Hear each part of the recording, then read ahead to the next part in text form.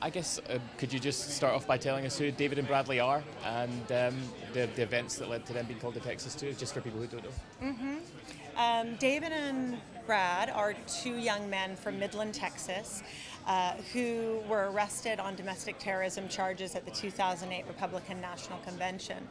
And we found out about their story in early 2009 when one of them had made the decision to go to trial, which is very rare in the U.S. The other one had taken a plea, and he was going to trial with an entrapment defense, alleging that the government had entrapped him in this case. So we had seen a lot of these after 9/11, a lot of these sorts of cases, and we're interested in really taking a close-to-the-bone look at one story, and we were able to do that with Better This World.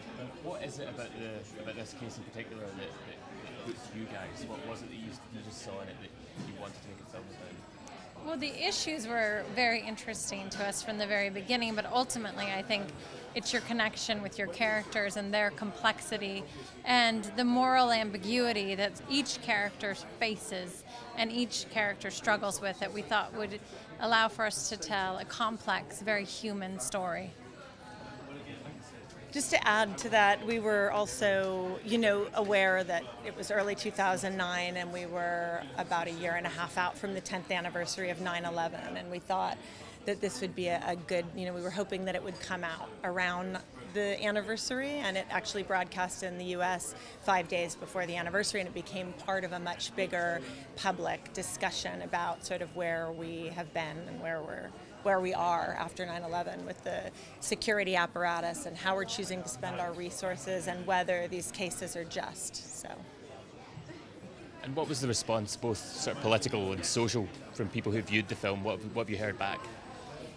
We've heard, I think by and large people all like the film, not all, but a lot, positive response, but people certainly walk away with different opinions about what was right and what was wrong and what was just, and that's sort of what we imagined. We imagined putting out a complex story and letting people wrestle with the issues that it tries to deal with. So I'd like to know how you got involved with Katie and Kelly. Katie and Kelly approached my company Passion Pictures when they were some way through making the film. They wanted to find people who they could work with who have experience in making feature documentaries, sort of big cinematic documentaries, and we did have that experience, and so they wanted to talk to us about whether we get involved with them on their film.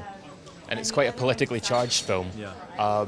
Is there a concern on a production kind of level about committing yourself to something like that? Would you like to talk about the challenges of that? No, there isn't. We've made films before of that nature. Sergio, the Tillman story. We gravitate towards stories that we really feel passionate about and that we feel are important. And this was definitely one of those stories. So, there was no concerns about the ramifications of us being involved. We just wanted to help them make the best possible film. And when they'd come on board, they'd already had some filming done. How were you able to help them as a sort of a professional and with a production company behind you? What did you give to them? I think and I hope we just gave them the confidence to believe in what they were doing and to help sort of craft it as a piece of cinema, which, having not made a feature doc before, and we have made many over quite a period of time, I think there's just a sort of confidence in some respects that we give them, and it's just a sense of the scope and the scale of what they can be doing that I hope that they benefited from working with us.